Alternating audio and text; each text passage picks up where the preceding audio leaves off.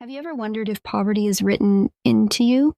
Not as a habit, not as a circumstance, but as something older, something threaded through the very helix of who you are at the cellular level, not your choices, not your parents' choices, something that survived migrations, depressions, wars, and generations of going without, something so deeply embedded, it fires before you are even conscious of it. That thing has a name. In this session, we call it the poverty gene. Most wealth content will tell you to visualize more, believe more, act as if. And those tools are real. They work at the right layer. But they are surface interventions for what is often a much deeper architectural problem. Today, we go to the root. This session is built on a principle that epigenetic science has been quietly confirming. The beliefs you carry about money, your right to have it, to hold it, to grow it across generations, are not just psychological habits. They are biological patterns running in the background of your nervous system right now, inherited from people who had real valid reasons to be afraid of wealth, to distrust abundance, to keep their expectations locked at survival rather than expansion. That is the poverty gene. Not a single nucleotide sequence, but a cluster of inherited instructions that fire before you can consciously choose otherwise. And like every inherited pattern, it is ultimately a program, which means it can be rewritten. What you are about to experience is a quantum identity shift, a systematic rewriting of the cellular operating instructions that have kept your bloodline's full wealth potential just out of reach. Not positive thinking stacked on old beliefs. A genuine shift at the identity level. The only level where permanent change takes root. This session runs approximately 14 minutes. Find a comfortable position, seated or lying down. Headphones are recommended. Let your hands rest open, palms facing up. You do not need to concentrate, analyze, or work. You only need to receive. Take 3 slow breaths before we begin. Let the first release your family's financial story. All of it, the pride and the grief together. Let the second release every inherited belief about what people like you are allowed to build. And with the third breath, simply open.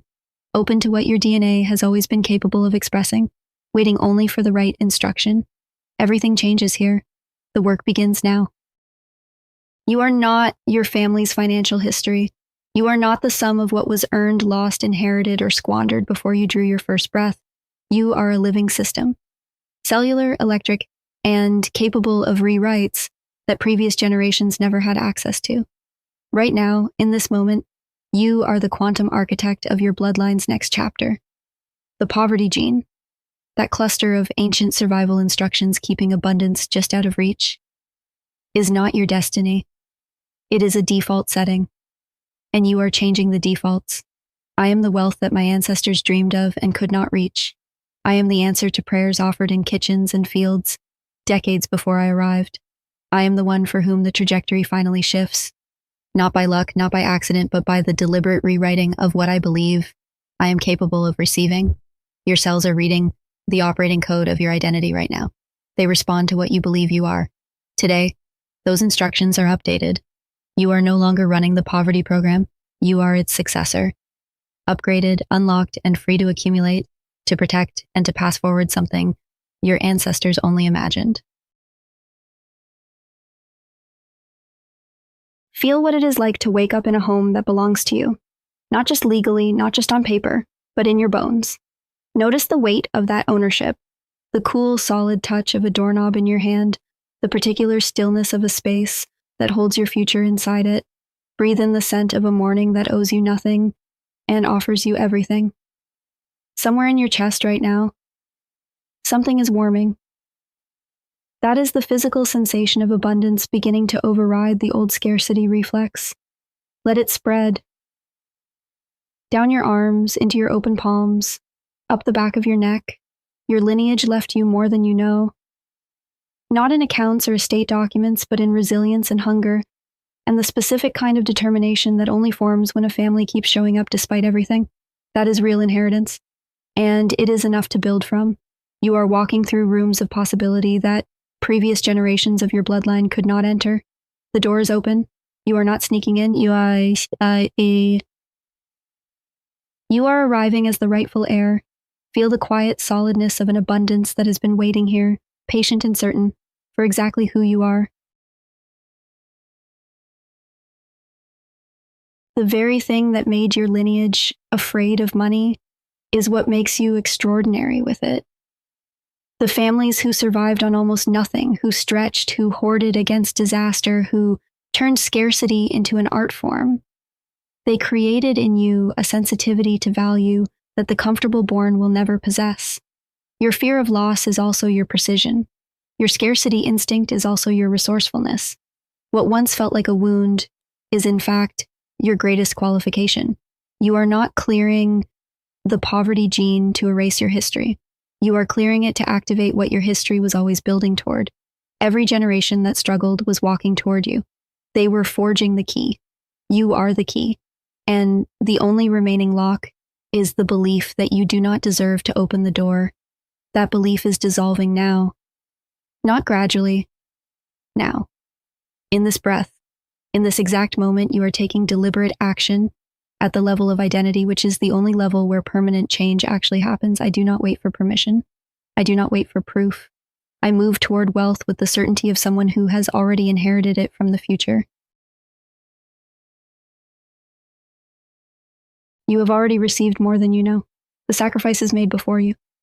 The double shifts, the stretched budgets, the silent going without so that you could go to school, eat, dream, choose, those were deposits made in your name.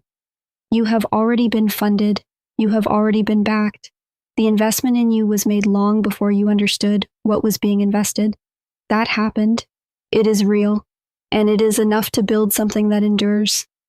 The wealth you are stepping into was earned before you arrived, not in accounts, but in character, in the particular quality of spine that forms when a family keeps showing up despite everything. You carry that consciously now, as an asset, not a burden. The oak acknowledges the acorn. The full flowering knows the root. You are the expression of everything your family's survival was building toward. Even when they could not see it, even when the soil felt completely wrong. The work was always happening. The roots were always running deeper. And you are the harvest. You have already received an inheritance that no estate document could fully name.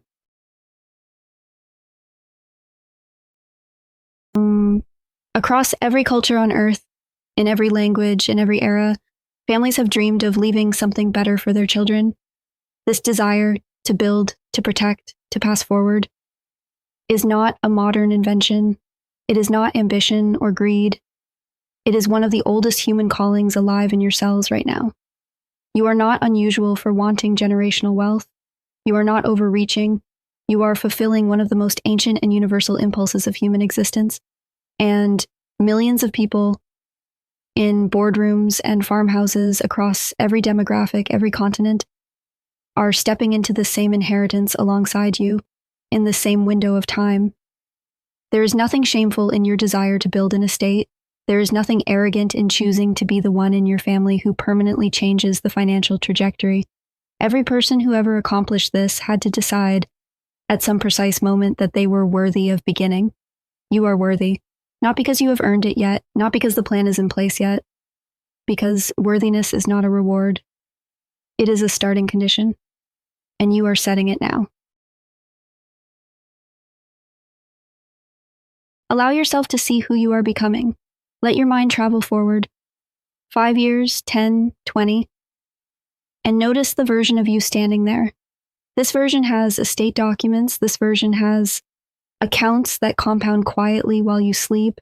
This version sits across from a financial attorney and reviews a plan, not because it is required, but because it is already working. Let that image settle into your body, not as a hope, as a memory of the future, already encoded. Allow yourself to feel what it means to be the ancestor, not the recipient of accumulated wisdom, the source of it. The ones who come after you will one day read your name on a document and feel safety and pride at the same time. Let that be your true north. Allow your nervous system to release the background hum of inherited financial fear, the frequency borrowed from people who had real reasons to be afraid. You are in different circumstances now. You are making different choices now. Let the helix complete its turn. Let the new code express itself. You are allowed to be the one who changes everything. All of this is true at once. You are the quantum architect of a new genetic story. You have felt the abundance already available in your bloodline. You have named your lineage's survival instinct as your greatest qualification. You have accepted the character inheritance already deposited in you. You have claimed worthiness as a starting condition rather than an earned prize. And you have given yourself permission to become the ancestor. Everything you have heard in this session is not new information. It is an activation. Your body already knew this was possible. Your cells were waiting for the instruction. The poverty gene was always temporary. Every inherited pattern is temporary. In the presence of a sufficiently strong identity signal, you are that signal, and you are transmitting it now, forward through time, into every decision you will make this week, this month, this year, the quiet, consistent, aligned choices that build something real. The helix has completed its revolution. The new strand is locked in. The code is expressing. You are the one your bloodline was building toward. Until next time, keep expanding.